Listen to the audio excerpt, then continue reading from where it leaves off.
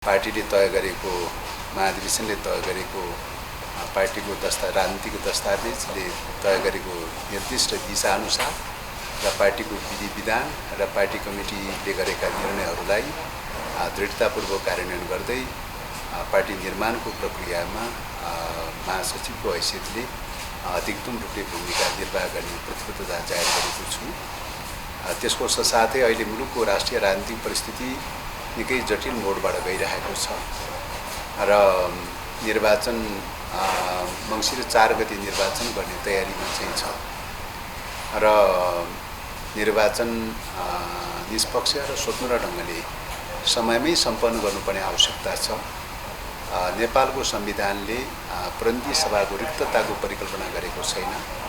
5 वर्षमा आवधिक निर्वाचनको परिकल्पना गरेको छ।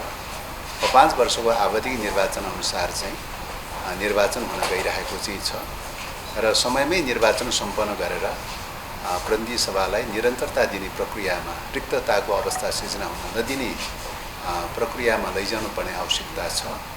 किन त भन्दाखेरि यतिखेर मुलुकको चाहिँ अगाडि जुन प्रकारका सङ्कटहरू चाहिँ छन्, अस्थिरता, अराजकता र मुलुकको राष्ट्रिय अस्मितामाथि जुन प्रकारका समस्याहरू, सङ्कटहरू, चुनौतीहरू आइपरेका चाहिँ छन् र त्यसलाई सामना गर्नका लागि आन्तरिक रूपमा स्थिरता र स्थायित्वको जरुरी छ र प्राप्त व्यवस्था संविधानको जो प्रणाली हो त्यो प्रणालीलाई यतिखेरको अवस्थामा स्थिरता साथ निरन्तरताका साथ क्रियान्वयनको खाँचो छ।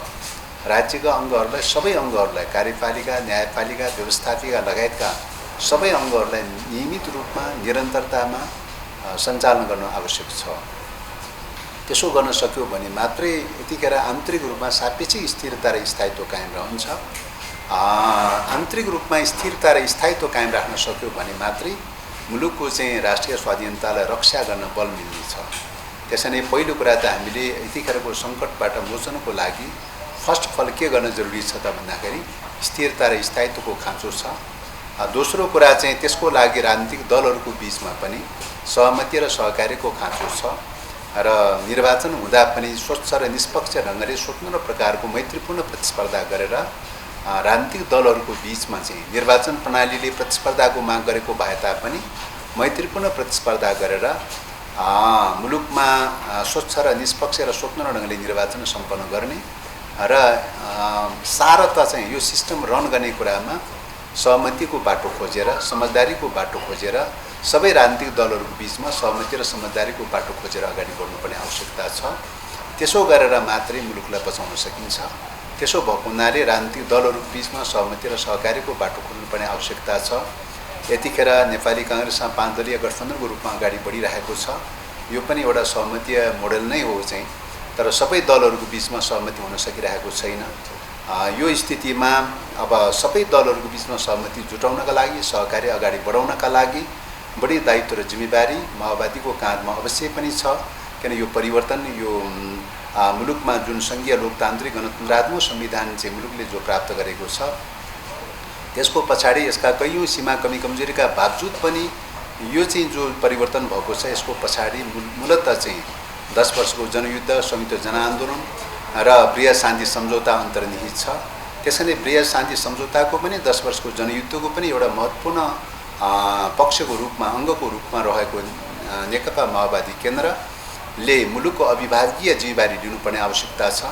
यो अवस्थामा चाहिँ सबै दलहरूलाई सहमतिको यात्रामा लैजानुपर्ने आवश्यकता चाहिँ छ र सहमतिमा लैजानका लागि फर्स्ट अफ अल अधिकतम रूपले लचकताका साथ कम्युनिस्टहरूलाई पनि एकीकरण गरेर लैजानुपर्ने आवश्यकता छ। एकीकरणको प्रक्रिया विगत कालमा अध्यक्ष कमरेड प्रचण्डको नेतृत्वमा अधिकतम रूपले पहल गर्दै जाने क्रममा एमालेसँग पनि सहकार्यको प्रक्रिया अगाडि बढेको थियो, तर प्रकारान्तर रूपले त्यो टिकाउ हुन सकेन। त्यसबाट शिक्षाहरू लिएर फेरि पनि चाहिँ त्यो दिशातर्फ अगाडि बढ्ने क्रममा अहिले चाहिँ पछिल्लो समयमा एउटा वाम मोर्चाको रूपमा डेभलप गर्न सकिन्छ कि भनेर चाहिँ माधवजीको नेतृत्वमा रहेको एकीकृत समाजवादी, बाबुरामजी, वामदेवजी लगायतका सबै बिचमा, कम्युनिस्ट लिडरहरूको बिचमा एउटा प्रकारको चाहिँ एउटा सहकार्य गर्दै अगाडि बढ्ने प्रक्रिया चलिरहेको छ। यसले प्रकारान्तर रूपले भविष्यमा चाहिँ अब एमालेको नेतृत्वले पनि यो पुनर्विचार गर्न तयारी भयो। विगत कालका सीमा कमी कमजोरीहरूको बारेमा पुनर्विचार गर्न तयारी भयो भने चाहिँ उहाँहरूलाई समेत पनि लिएर सबै चाहिँ छरिएरमा रहेका माओवादीहरूदेखि लिएर देशमा विद्यमान रूपमा रहेका जति पनि वाम घटकहरू छन् ती सबै वाम घटकहरूलाई सहमतिमा लिन सक्यो भने गैर वाम घटकहरूलाई पनि सहमतिमा लिन सकिने ठाउँ देखिन्छ। त्यसकारणले यतिखेर गैर वाम घटकहरू बरु लचकतामा सोच्न तयारी छ।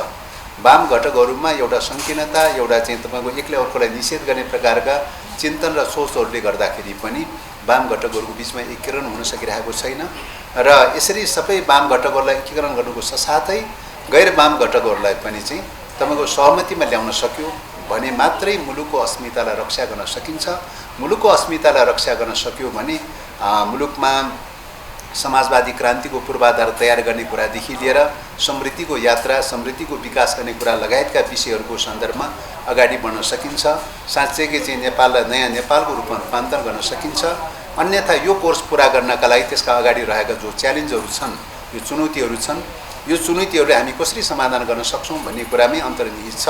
त्यसकारणले यतिखेर सबै दलहरूको बिचमा सहमति सहकार्यका साथ कसरी अगाडि बढाउन सकिन्छ भन्ने प्रयासमा रहेको कुरा म जानकारी गराउन चाहन्छु।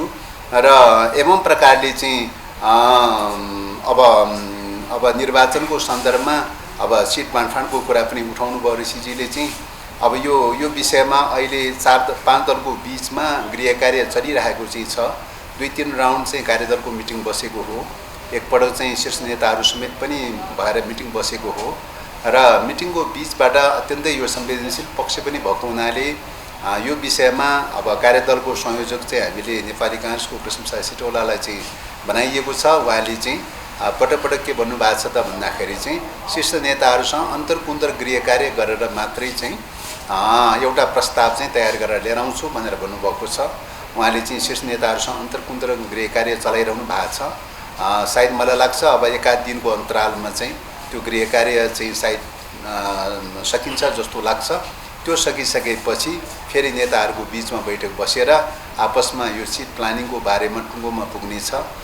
त्यसकारणले गर्दाखेरि ढिलै भए पनि चाहिँ यो सिट प्लानिङलाई व्यवस्थित गरेर टुङ्गोमा पुर्याइसकेपछि निर्वाचनको प्रक्रियामा फिल्डमा चाहिँ स्वतन्त्र ढङ्गले निष्पक्ष ढङ्गले निर्वाचन सम्पन्न गर्नका लागि चाहिँ निर्वाचन क्षेत्रमा लाग्नुपर्ने आवश्यकता छ र निर्वाचनको लागि एउटा वातावरण बनाउँदै स्वच्छ र निष्पक्ष प्रकारको वातावरण सृजना गर्दै त्यो रूपले अगाडि बढ्नुपर्ने आवश्यकता छ।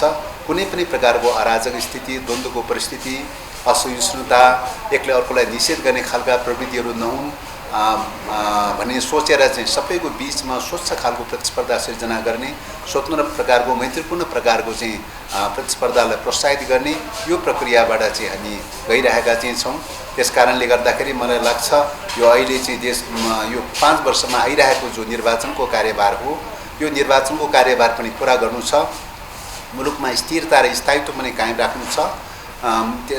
राष्ट्रिय स्वाधीनताको रक्षाको लागि त्यसको लागि दलहरूको बिचमा पनि सहकार्यको चाहिँ पाटोलाई चाहिँ प्रभावकारी ढङ्गले अगाडि बढाउनु पर्ने आवश्यकता छ। यिनै कुराहरूलाई ध्यानमा राखेर यतिखेर नेकपा माओवादी केन्द्र एउटा मुलुकको सन्दर्भमा निर्वाचनबाट आकार प्रकारमा धेरथोर जे जस्तो भएको भए तापनि विचारको हिसाबले, नीतिको हिसाबले, लाइनको हिसाबले एउटा नेतृत्वदायी विचारको रूपमा अगुवा गरिरहेको अवस्था छ। त्यसको अगुवा नेकपा माओवादी केन्द्र र त्यसको नेतृत्व गरिरहेको अध्यक्ष कमरेडले चाहिँ नेतृत्व गरिरहनु भएको छ। त्यसो भएको हुनाले यो अभिभारालाई एउटा अभिभागीय जिम्मेवारीको रूपमा लिएर चाहिँ त्यो यो अभिभारालाई मुलुकको अगाडि आएका चुनौतीहरूको सामना गर्दै मुलुकको स्वाधीनताको रक्षा गर्ने कुरा, डेमोक्रेसीको रक्षा गर्ने कुरा र समृद्धिको यात्राको लागि वातावरण सृजना गर्दै सहमति वातावरण सृजना गर्दै लैजाने प्रक्रियामा लागिरहेको कुरा पत्रकार साथीहरूसँग निवेदन गर्न चाहन्छु। अब यो विकासको यात्रामा, कम्युनिस्ट पार्टी निर्माणको यात्रामा, कम्युनिस्ट पार्टीको नेतृत्व टिमको निर्माणको यात्रामा अब विकासको गतिको चरणमा हामी त्यो प्रक्रियालाई, त्यो समानुपातिक समावेशी लगायतका मुद्दाहरूलाई अधिकतम रूपले सम्बोधन गर्ने प्रक्रियामा छौँ, प्रयास गरिरहेका चाहिँ छौँ। भलै यतिखेर पदाधिकारीको सन्दर्भमा भने जस्तो ट्याक्कै नमिलेको भए तापनि त्यो प्रक्रियामा छौँ, त्यो प्रक्रियामा लागिरहेका छौँ र तल्ला कमिटीहरूबाट हामी त्यो प्रक्रिया पूर्ति गर्ने प्रक्रिया चलाइरहेका चाहिँ छौँ। क्रमशः त्यो प्रक्रिया चलाउँदै जाने क्रममा अहिलेसम्म आइपुग्दाखेरि केन्द्रीय समितिमा कमसेकम 33% महिलाहरू समावेश गर्ने कुरादेखि लिएर दलित, मधेसी, मुस्लिम लगायतका सबै कम्युनिटीका चाहिँ नेता कार्यकर्ताहरूलाई समावेश गर्ने कुरा केन्द्रीय समितिमा पोलिट ब्युरोमा र स्थायी समितिमा समावेश गर्ने प्रक्रियालाई चाहिँ प्राथमिकताका साथ चाहिँ त्यो रूपले लैरहेका चाहिँ छौँ र त्यही अनुपातमा समावेश पनि भएको चाहिँ छ। पदाधिकारीको सवालको सन्दर्भमा पनि हामी त्यो चाहन्छौँ, त्यो नहोस् भन्ने त होइन, त्यो चाहन्छौँ। तर त्यसो हुँदाहुँदै पनि अहिलेको चरणमा हामी त्यसो गर्न सकेनौँ चाहिँ, अपेक्षाकृत रूपमा त्यो गर्न सकेनौँ। किन त भन्दाखेरि पार्टीको नेतृत्वको विकासको चाहिँ गति भनेको एउटा जटिलतम मोडबाट लामो समयसम्मको प्रक्रियाबाट विकास हुँदो रहेछ। कम्युनिस्ट पार्टीको चाहिँ निर्माण भनेको विचारको आधारमा निर्माण गर्ने कुरा हो हैन। विचारको आधारमा निर्माण हुने विषय भएको हुनाले विचारको आधारमा हेर्दाखेरि यो 6-7 दशकको हिस्ट्री हेर्दाखेरि कुनै समयमा कस्तो देखियो भन्दाखेरि एउटा कम्युनिटीमा मात्रै सीमित भएको पनि देखियो। पार्टी स्थापना गर्दाखेरि के अरे अध्ययनरत रहेका केही युवा साथीहरू चाहिँ, खास गरी नेवारी कम्युनिटीमा रहेका युवा साथीहरू, काठमाडौँको नेवारी कम्युनिटीमा रहेका केही युवा साथीहरूले पार्टी निर्माण सुरु गरेको देखिन्छ हैन। र एवं प्रकारले पछिल्लो समयमा बिस्तारै बिस्तारै हुँदै जाँदाखेरि चाहिँ पार्टी चाहिँ एउटा कम्युनिटीमा मात्रै, पहाडका खास गरी ब्राह्मण क्षेत्रीय कम्युनिटीमा मात्रै सीमित हुँदै गएको पनि देखिन्छ। र त्यसलाई चाहिँ अब अलि समावेशी बनाउनु पर्यो भन्दै पहल गर्दै जाने क्रममा पछिल्लो समयमा बिस्तारै बिस्तारै केही मधेसीहरूको बिचमा विस्तार भएको चाहिँ छ, केही जनजातिहरूको बिचमा पनि विस्तार भएको चाहिँ छ। र जनयुद्धको कार्यकालमा महिला, दलित र मुस्लिमहरूको सन्दर्भमा विशेष गरी त्यो कम्युनिटीमा हामीले जनयुद्धको बेलामा मात्रै हामी त्यहाँ पुर्याउन सक्यौँ चाहिँ। त्यस कारणले गर्दाखेरि त्यो ढङ्गले समावेश गर्दै लैजाने प्रक्रियामा हामी लागिरहेका चाहिँ छौँ। र यो प्रक्रियामा ढिलो चाँडो नेतृत्व पङ्क्तिमा पनि चाहिँ पूर्व मेचीदेखि पश्चिम महाकालीसम्म, तराईदेखि हिमालसम्मका सबै कम्युनिटीबाट डेभलप भएका नेताहरूको टिम चाहिँ हामी बनाउन चाहन्छौँ र त्यस प्रकारको टिम निर्माण गर्ने यात्रामै छौँ। तर यतिखेर चाहिँ को चाहिँ स्थितिमा हामी त्यो बिन्दुमा चाहिँ अझै पूर्ण रूपले त्यो बिन्दुमा पुग्न सकेका छैनौँ। विकासको गतिमा त्यस्तो हुँदो रहेछ। पार्टी निर्माणको सुरुको चरणमा काठमाडौँको नेवारी कम्युनिटीबाट सुरु भएको चाहिँ पार्टी निर्माण अहिलेकै स्थितिमा हेर्दाखेरि त आखिरमा काठमाडौँको नेवारी कम्युनिटीबाट त्यो ढङ्गले चाहिँ किन लिडरसिपमा हुन सकेन भन्ने क्वेसन त उठ्न सक्ला हैन। तर त्यस्तो हुँदो रहेछ। विकासको यात्रामा, विकासको चाहिँ विचारको विकासको यात्रामा कहिले कुनै ठाउँमा अलिक केन्द्रित हुँदो रहेछ, कहिले अर्को ठाउँमा केन्द्रित हुँदो रहेछ हैन। हामी त चाहन्छौँ 75 जिल्लाबाट 17 जिल्लाबाट समानुपाती ढङ्गले चाहिँ प्रतिनिधित्व होस् भन्ने चाहन्छौँ। तर विचारको विकासको यात्रामा त त्यो हुँदो रहेछ त चाहिँ। कुनै ठाउँमा चाहिँ जिल्लामा घनीभूत प्रकारको हुँदो रहेछ, कुनै जिल्लामा त एकदम न्यून पनि हुँदो रहेछ चाहिँ। त्यो त चाहिँ विकासको गति त त्यस्तो हुँदो रहेछ। कम्युनिटीहरूको बिचमा पनि तपाईँ कम्युनिटी बेसिसमा पनि कुनै कम्युनिटीमा विचार मतलब यो विचारले चाहिँ निकै फल्ने फुल्ने अवसर पाउने र चाहिँ विस्तार पनि हुँदै जाँदो रहेछ। कुनै कम्युनिटीमा पुग्नै पनि नसक्ने हुँदो रहेछ चाहिँ हैन। त्यस्तो हुँदो रहेछ। किन यो विचारको कुरा हो। विश्वकै कम्युनिस्ट आन्दोलनको सन्दर्भमा हेर्ने हो भने झन्डै 200 वटा मुलुकहरूको सन्दर्भमा विगतको हिस्ट्री हेर्ने हो भनेदेखि त करिबन 14-15 वटा मुलुकमा मात्रै एक प्रकारले जनवादी वा समाजवादी परिक्रान्ति भएको चाहिँ छ।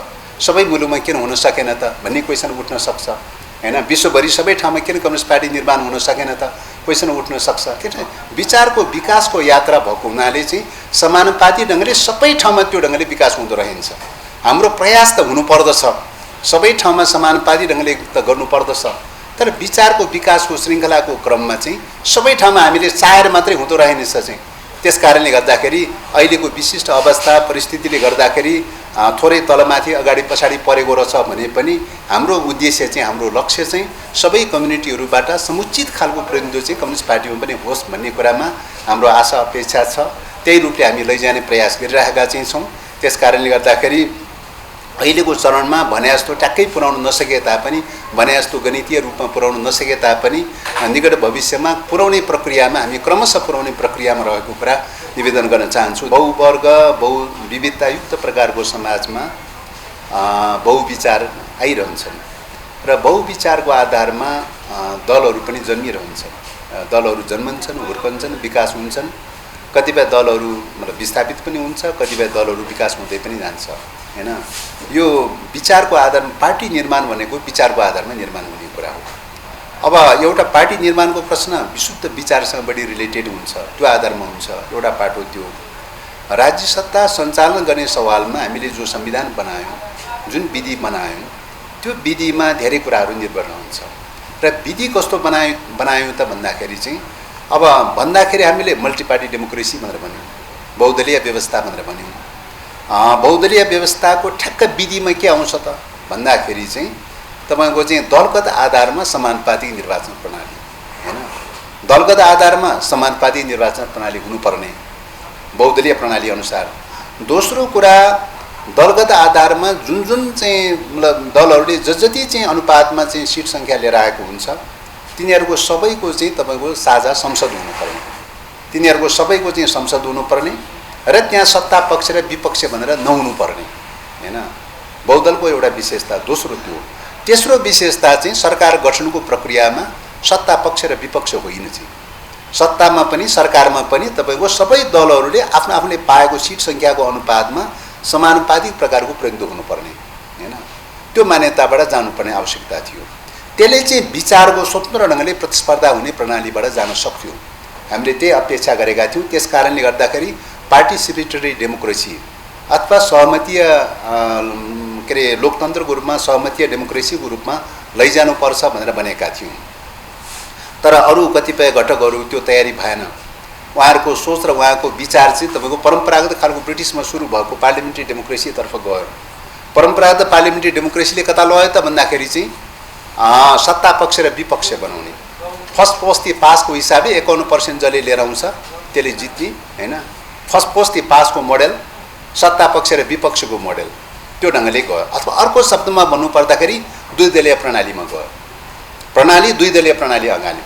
हामीले भन्यौँ सिद्धान्त त संविधानले भन्यो मल्टी पार्टी डेमोक्रेसी, तर अवलम्बन गरियो के त भन्दाखेरि विधिमा अवलम्बन गरियो के त भन्दा द्विदलीय प्रणालीमा अवलम्बन गरियो। द्विदलीय प्रणालीमा अवलम्बन गरेको कारणले गर्दाखेरि के भयो त दुई दलमा ध्रुवीकृत हुँदै दुईटा धारमा ध्रुवीकृत हुँदै गइरहेको चाहिँ छ। तपाईँ ब्रिटिसमा हेर्नुहोस् त्यत्रो लामो समयसम्म चाहिँ हामीले हिस्ट्री हेऱ्यौँ, दुई दलभन्दा तेस्रो दल किन विकास हुन सक्दैन हैन। अमेरिकामा त्यही प्र्याक्टिस भयो, दुई दलभन्दा तेस्रो दल विकास हुन सकेन हैन। इन्डियामा त्यही प्र्याक्टिस भयो, त्यही पार्लिमेन्ट्री डेमोक्रेसी प्र्याक्टिस भयो हैन। सारा त दुई दलभन्दा तेस्रो दल हुन सकेन। देखिए तापनि क्षेत्रीय दलहरू साना साना क्षेत्रीय दलहरू देखा परे, दुईटा कोलिसनमा कुन कोलिसनमा मिसिने कुन कोलिसनमा प्लस माइनस हुने भन्ने मात्रै रहेछ। सारा त दुईटा कोलिसन नै देखा पर्यो हैन। नेपालमा पनि त्यही खालको अभ्यास सुरु गर्दै आएछ। त्यो अभ्यासले के देखियो त भन्दाखेरि चाहिँ तपाईँको दुईटा ब्लकमा दुईटा ध्रुवमा चाहिँ दुईटा पक्षमा चाहिँ किताबन्दी हुने यो प्रक्रियामा चाहिँ हुँदै गयो। किन फर्स्ट पोस्ट दी पासको प्रणाली र मेजोरिटीले चाहिँ सरकार बनाउने, माइनोरिटी अपोजिसनमा बस्ने भन्ने प्रकारको जुन मोडेल चाहिँ अवलम्बन गरियो त्यो मोडेलले चाहिँ के गर्यो भन्दाखेरि गठबन्धनको माग गर्न थाल्यो। यही गठबन्धनले गर्दाखेरि तपाईँको चाहिँ अस्तिको स्थानीय निर्वाचनमा अब हामीले पनि 5 दलको गठबन्धन गर्नुपर्ने भयो, ओलीजीले पनि 9 दलीय गठबन्धन गर्नुपर्ने भयो हैन। एवं प्रकारले अब आगामी निर्वाचनमा पनि चाहिँ अहिले पनि हामी पनि गठबन्धनको कुरा गरिरहेका छौँ, अरू दलहरूले पनि कुनै न कुनै रूपले गठबन्धनको कुरा गरिरहेकै छ हैन। भलै राष्ट्रिय लेभलमा कति होला नहोला, या एउटा सिटमा होला कि एउटा निर्वाचन क्षेत्रमा होला कि 10 वटामा होला कि 20 वटामा होला, कति होला भन्ने कुरा त्यो मात्रात्मक रूपले कमोबेसी त होला, तर त्यसले पनि कहीँ न कहीँ गठबन्धनकै कुरा गर्छ हैन। एमाले चाहिँ तपाईँको राप्रपासँग गठबन्धनको प्रयास चलिरहेकै छ चाहिँ हैन, अरू घटकहरूसँग चाहिँ गठबन्धनको प्रक्रिया चलिरहेकै छ चाहिँ। त्यस कारणले गर्दाखेरि यो चाहिँ यो विधिले चाहिँ तपाईँ कहाँ लगिरहेको छ त भन्दाखेरि गठबन्धनको दिशातर्फ लगिरहेको छ। त्यस कारणले गर्दाखेरि एउटा दल मात्रै स्वतन्त्र भन्ने प्रश्नै होइन यो चाहिँ त हैन। यो सिस्टमले के गरिरहेको छ त भन्दाखेरि सत्ता पक्ष र विपक्ष र गठबन्धनको मोडेल यो मोडेलमा लगिरहेको छ। त्यस कारणले गर्दाखेरि तपाईँले भनेअनुसारको दलहरू स्वतन्त्र ढङ्गले प्रतिस्पर्धा गर्ने मोडेलबाट लानका लागि चाहिँ समानुपाती निर्वाचन प्रणाली बनाउनुपर्छ, सहमतीय डेमोक्रेसी बनाउनुपर्छ, पार्टिसिपेटरी डेमोक्रेसी बनाउनुपर्छ। त्यो ढङ्गले रूपान्तरण हुने प्रक्रियामा गयो भने दलहरूले आफ्ना आफ्ना विचार, आफ्ना आफ्ना घोषणापत्र, आफ्ना आफ्ना नीति अनुसार फ्रीली चाहिँ जान्छन् हैन, फ्री प्रतिस्पर्धा हुन्छ। त्यसो भएको हुनाले चाहिँ त्यो रूपले जान्छ र अहिले चाहिँ तपाईँको चाहिँ 60% चाहिँ तपाईँको चाहिँ जुन फर्स्ट पोस्ट दी पासको मोडेल चाहिँ जो स्थापित गरिदिएको छ त्यो मोडेलले गर्दाखेरि त्यसले अटोमेटिकली रूपले चाहिँ चाहँदा पनि नचाहँदा पनि अटोमेटिकली रूपले चाहिँ तपाईँ के लैजान्छ त भन्दाखेरि चाहिँ मेजोरिटी प्राप्त गर्नका लागि चाहिँ तपाईँको के गर्छन् त हरेक पक्षले चाहिँ गठबन्धन खोज्दै जान्छ चाहिँ यो टाइपको भइरहेको छ। त्यसो भएको हुनाले चाहिँ यो निर्वाचन प्रणालीमा पनि धेरै कुराहरू निर्भर रहने विषय भएको हुनाले यो दल एउटा दल विशेषमा मात्रै निर्भर रहने विषय होइन यो चाहिँ हैन, एउटा दलको सोचमा मात्रै निर्भर रहने विषय होइन, यो समग्र रूपले यो सिस्टममा निर्भर रहने विषय हो। सिस्टम चेन्ज गर्न सकियो भने हामीले त पटक भनिरहेका छौँ यो निर्वाचन प्रणाली फर्स्ट पोस्ट दी पासको निर्वाचन प्रणाली यो बेठिक छ। यसले चाहिँ तपाईँको चाहिँ स्वच्छ ढङ्गले मल्टी पार्टी डेमोक्रेसी अनुसारको विचार लान पाउँदैन चाहिँ यसले के गर्छ त भन्दाखेरि एक प्रकारले चाहिँ तपाईको चाहिँ गठबन्धनको साथै चाहिँ तपाईको बढीभन्दा बढी चाहिँ तपाईको चाहिँ आर्थिक चलखेलहरू प्रवृत्तिहरू बढ्दै जाने चाहिँ जनस्तरबाट आउने चाहिँ जनप्रतिनिधिहरू भन्दा पनि चाहिँ व्यापारीहरू ठेक्कापट्टामा लागिरहेकाहरू ठेकदारहरू 2 नम्बरीवालाहरू अथवा चाहिँ त्यस्ता व्यापारीहरू आर्थिक कारोबार व्यवसायमा लागिरहेका मान्छेहरूले मात्रै चुनाव उठ्न सक्ने उसले मात्रै खर्च गर्न सक्ने अरू सर्वसाधारण मान्छेहरूले चाहिँ खर्च गर्न नसक्ने हुँदाखेरि त त्यसको प्रतिनिधिहरू पनि को आउने भयो त भन्दाखेरि चाहिँ डाइरेक्ट चाहिँ तपाईँको एकाधिकार दलाल पुँजीवित वर्ग प्रतिनिधि आउने भयो एकाधिकार दलाल पुँजीवित प्रतिनिधि आउने हुँदो रहेछ यो सिस्टमले त्यता लाँदो रहेछ चाहिँ त्यस कारणले गर्दाखेरि चाहिँ यसले प्रकारान्तर रूपले जनप्रतिनिधि रियल जनप्रतिनिधि आउने प्रक्रियाबाट जाने भन्दा पनि चाहिँ बढीभन्दा बढी पैसाको बलमा चल्ने प्रकारका चाहिँ आर्थिक सङ्घकेन्द्रहरू चल्ने प्रकारका निकायहरूको एजेन्सीहरू जहाँ छ त्यो एजेन्सीहरूमा बढी केन्द्रित हुँदो रहेछ त्यसो भएको हुनाले यो निर्वाचन प्रणालीलाई समयक्रममा सुधार गरौँ भनेर चाहिँ आग्रह गरिरहेका चाहिँ छौँ जतिखेर दलहरू बिचमा सहमति हुन्छ त्यो बेलामा सुधार होला सहमति नहुँदासम्म त जे जस्तो निर्वाचन प्रणाली भए पनि जे जस्तो सिस्टम भए पनि अहिले स्थिरता र स्थायित्वको खाँचो छ त्यसकारणले गर्दाखेरि त्यही चाहिँ प्रणालीलाई निरन्तरतामा लैजाने नर्मल कोर्समा क्रियान्वयनको प्रक्रियामा लैजाने र मुलुकमा स्थिरता र स्थायित्व कायम राख्ने प्रक्रियामा भएको हुनाले संविधानमा रहेका सीमा र कमी कमजोरी र त्रुटिहरू रहेछन् भने पनि अहिलेको स्थितिमा हामी साइलेन्टली बसेर चाहिँ यसलाई चाहिँ क्रियान्वयनको प्रक्रियामा लैजाउँ समयक्रममा एउटा स्थिरता र स्थायित्व क्रिएट हुने राष्ट्रियतामाथि सङ्कट कम हुने अवस्थामा पुगेको बेलामा हामी संविधानको मुद्दाबारे छलफल गरौँला डेमोक्रेसीलाई कहाँ समृद्धिकरण गर्ने त्यो बेलामा छलफल गरौँला बहस गरौँला तर अहिले त्यो परिस्थिति छैन त्यसो भएको हुनाले अहिले जे स्थापित छ त्यही स्थापित प्रणालीलाई चाहिँ हामी रन गरेर गइरहेको अवस्था हो भन्ने कुरा अनुरोध गर्न चाहन्छु धन्यवाद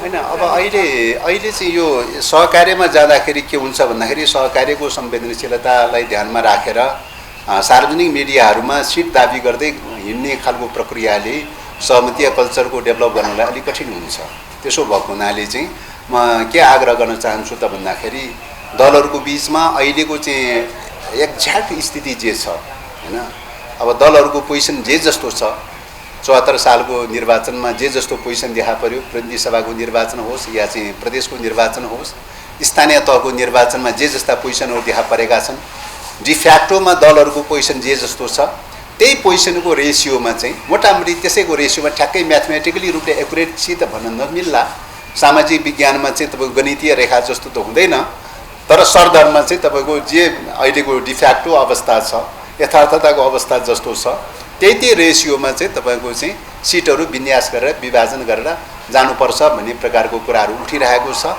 सङ्ख्याको बारेमा दलका नेताहरूले निर्णय गरेपछि नै जानकारी पाउने कुराको विनम्र अनुरोध गर्न चाहन्छु धन्यवाद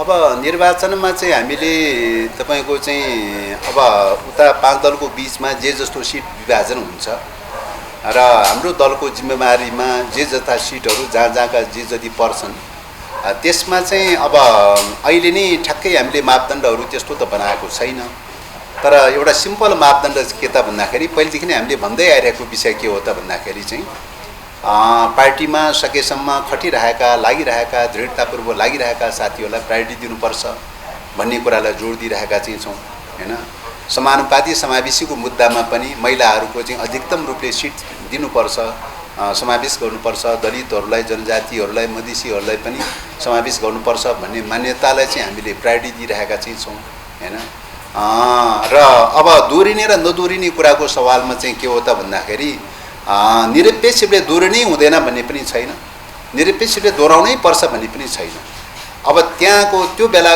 आवश्यकताको स्थिति पनि हेर्नु पर्यो निर्वाचनमा फिल्डमा मैदानको अवस्था पनि हेर्नु पर्यो जित्न सक्ने सम्भावना कस्तो छ भनेर पनि हेर्नु पर्यो मनोगत चाहना मात्रै भएर त हुँदैन त चाहिँ अब्जेक्टिभ रूपले जित्न सक्ने सम्भावना हुन्छ कि हुँदैन भनेर पनि हेर्नु पर्यो यिनै कुराहरूको आधारमा तय गर्ने कुरा हो त्यसकारणले एउटै मात्रै मापदण्ड तय गरेर चाहिँ मात्रै चाहिँ पुग्छ भन्ने लाग्दैन सबै पाटा पक्षहरूको मापदण्डलाई हेरेर नै चाहिँ उम्मेदवारी फिक्स गर्ने कुरा हो र एवं प्रकारले हामीले उम्मेदवारी फिक्स गर्ने क्रममा विगत कालदेखि नै हामीले प्र्याक्टिस गर्दै आइरहेको के हो त भन्दाखेरि चाहिँ जिल्ला पार्टीले चाहिँ उम्मेदवारको बारेमा तपाईको सुझाव दिन्छ, परामर्श दिन्छ, प्रदेश पार्टीलाई चाहिँ परामर्श दिन्छ, प्रदेश पार्टीले निर्णय गर्छ हैन, एउटा ढङ्गले निर्णय गर्छ। एकजनामा निश्चित गर्न सक्यो एकजना निर्णय गर्छ हैन, एकजनामा निर्णय हुन सकेन बढीमा 3 जनासम्म चाहिँ सिफारिस गर्छ, 1 2 3 गरेर 3 जनासम्म सिफारिस गर्छ। त्यही 3 जनासम्म सिफारिस गरेको मध्येमा अब त्यसमध्येमा अनि केन्द्रले चाहिँ तपाईको चाहिँ अब प्रदेशबाट निर्णय भएर आएको सन्दर्भमा चाहिँ अब केन्द्रले खासै टीका टिप्पणी गर्ने विषय केही हुँदैन, प्रदेशले जसलाई पठाउँछ उसैलाई भइहाल्छ हैन। अब 2 3 जना चाहिँ विकल्प चाहिँ क्यान्डिडेटहरु आएको रहेछ, प्रदेशले टुङ्गो लगाउन सकेन भने मात्रै चाहिँ केन्द्रले चाहिँ टुङ्गाइदिने कुरा हो। त्यसकारणले गर्दाखेरि त्यही ढङ्गले प्रदेश पार्टीहरूलाई चाहिँ आवश्यक सल्लाह परामर्श आफ्नो प्रदेशभित्रका जिल्लाहरूसँग सम्बन्धित इलाकाहरूसँग परामर्श गरेर चाहिँ सिफारिस गर्ने प्रक्रियाबाट लैजाउँ भनेर भनिरहेका चाहिँ छौँ। त्यसैले तलैदेखि चाहिँ अलिकति सिफारिस गर्ने मोडलबाट चाहिँ हामी लैरहेका छौँ। त्यसो हुँदाखेरि बढीभन्दा बढी उम्मेदवारी चयन गर्ने कुरामै पनि अलि डेमोक्रेटिक प्रकारको होस् भन्ने कुरालाई ध्यानमा राखेर चाहिँ सुझावहरू सिफारिसहरू लिएरै चाहिँ निर्णय गर्ने अभ्यासलाई चाहिँ हामीले अवलम्बन गरिरहेका छौँ। धन्यवाद। हेभीवेटका नेताहरूसँगै पनि काङ्ग्रेसका नेताहरूसँग प्रतिस्पर्धा हुने सम्भावना रहिरहेको छ कतिपय जिल्लाहरूमा, त्यो ठाउँमा कसरी साँठगाँठ गर्नुहुन्छ? अब साँठगाँठको प्रश्न भन्दा पनि यो चाहिँ आपसी सहमतिको आधारमा हुने विषय हो। त्यसकारणले आपसी सहमति र समझदारीको आधारमा हुने विषय हो। यो साँठगाँठ गठबन्धन आदि भन्ने विषय होइन चाहिँ। त्यसो भएको हुनाले अब मलाई लाग्छ त्यस्तो त्यति धेरै समस्याहरू पर्छ भन्ने त लाग्दैन। तैपनि अपवादको रूपमा एकाध सिटहरूमा त्यस्तो परेको रहेछ भने पनि नेताहरूले त्यसलाई सहज ढङ्गले चाहिँ व्यवस्थापन गर्न सक्नुहुन्छ। त्यसमा म कुनै जटिलता देख्दिनँ। त्योभन्दा कयौँ जटिल समस्याहरूबारे त नेताहरूले हल गर्नु भएको छ भनेपछि सामान्य सिटको विन्यास गर्ने कुराको बारेमा सजिलै ढङ्गले हल गर्नुहुन्छ भन्ने लाग्छ। म चाहिँ ढुक्क छु। धन्यवाद। काङ्ग्रेस महामन्त्री गगन थापाले 100 सिट मागेपछि हिजोको बैठकमा छलफल टुङ्गिएन भन्ने कुरा आएको छ, त्यसलाई के भन्नुहुन्छ? अब सबै त मैले बुझ्न पाएको छैन। अब हिजोको बसाइ चाहिँ शीर्ष नेताहरू सायद 2-4 जना को बस्नु भएको थियो भन्ने लाग्छ। अब हामीहरू चाहिँ उपस्थित थिएन, त्यसकारणले सबै त मलाई जानकारी छैन। त मैले बुझेअनुसार चाहिँ उहाँहरूले मापदण्डको आधारमा भन्दा पनि तपाईको सङ्ख्याको आधारमा अलिकति बढी कुरा गरिरहनु भएको छ। हामीले के भनिरहेका छौँ त भन्दाखेरि मापदण्ड हेरौँ न, मापदण्डमा टेकौँ हैन। 74 सालको निर्वाचनको मापदण्ड पनि हेरौँ। त्यसलाई थोरै डाउट लागेको ठाउँहरूमा रिचेक गर्ने क्रममा चाहिँ तपाईको चाहिँ के अरे अब त्यहाँ स्थानीय निर्वाचनको पनि अलिकति चाहिँ त्यसलाई पनि हेरौँ। अब ग्राउन्ड रियालिटी हेरौँ, त्यहाँका नेता कार्यकर्ताहरू स्थानीय पार्टी कमिटीहरूको अब त 4-5 वटा पार्टी कमिटी भएपछि त 4-5 वटा पार्टी कमिटीकै सुझावहरू पनि हेर्नु पर्यो चाहिँ हैन। त्यो आधारमा हेरौँ। यसरी केही न केही एउटा मापदण्ड बनाएर चाहिँ विन्यास गर्दाखेरि सबैलाई चित्त बुझाउने ठाउँ हुन्छ।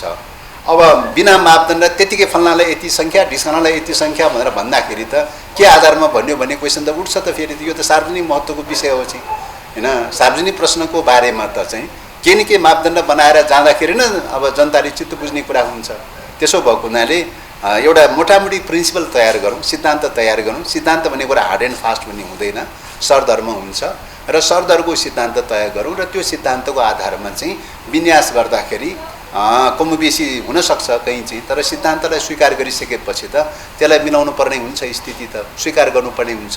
त्यसो भएको हुनाले त्यतिकै चाहिँ सङ्ख्याको रूपमा अगाडि बढ्ने कुरा भन्दा पनि चाहिँ सिद्धान्तको बेसमा तय गरौँ भनेर हामीले आग्रह गरिरहेका छौँ। नेताहरू बिचमा छलफलकै क्रममा छ। मलाई लाग्छ अब 1-2 दिनभित्र चाहिँ यो टुङ्गो लाग्छ भन्ने कुरामा आशावादी छौँ। स्वतन्त्र रूपले अब यो मल्टी पार्टी डेमोक्रेसी भन्ने बित्तिकै बहुविचार हुन्छ। बहुविचारमा दल निर्माण गर्न चाहने विचार पनि हुन्छ, दल निर्माण गर्न नचाहने विचार पनि हुनसक्छ, स्वतन्त्र रूपले रहन चाहने विचार पनि हुनसक्छ। सबै विचारलाई ओपन गरे हो नि मल्टी पार्टी डेमोक्रेसी भनेको त सबै विचारलाई ओपन गरे हो हैन। सबै विचारलाई ओपन गर्दाखेरि दल मात्रै आउन पाउने अनि चाहिँ तपाईको अरू स्वतन्त्र ढङ्गले उठ्छु भन्ने मान्छेहरू चाहिँ आउन नपाउने भन्ने त हुँदैन चाहिँ। त्यसकारणले स्वतन्त्र विचार राखेर कोही चाहिँ प्रतिस्पर्धामा आउन तयारी हुन्छ भने त्यसलाई पनि हामीले स्वागतै गर्ने कुरा हो। डेमोक्रेसीमा सबैलाई ओपन हुन्छ, खालि दललाई मात्रै ओपन हुने भन्ने कुरा हुँदैन। अरू चाहिँ स्वतन्त्र विचार राख्ने पात्र व्यक्ति नागरिक जो कसैलाई पनि चाहिँ जुनसुकै विचार राख्नेलाई पनि सबैलाई चाहिँ डेमोक्रेसीमा ओपन हुन्छ। त्यसैले ओपनली प्रतिस्पर्धा गर्ने क्रममा अब स्थानीय पनि आएको छ, अब प्रदेश सभामा या प्रतिनिधि सभामा सबै तहहरूमा चाहिँ आउनै सक्दैन भनेर भन्न सकिँदैन, आउन सक्छ। यो मैत्रीपूर्ण ढङ्गले फ्रीली प्रतिस्पर्धा गर्ने कुरा हो। त्यसको लागि डेमोक्रेसीले यो मार्ग प्रशस्त गरिदिएको छ, त्यही अनुसार हामी लाग्नुपर्छ भन्ने लाग्छ। धन्यवाद।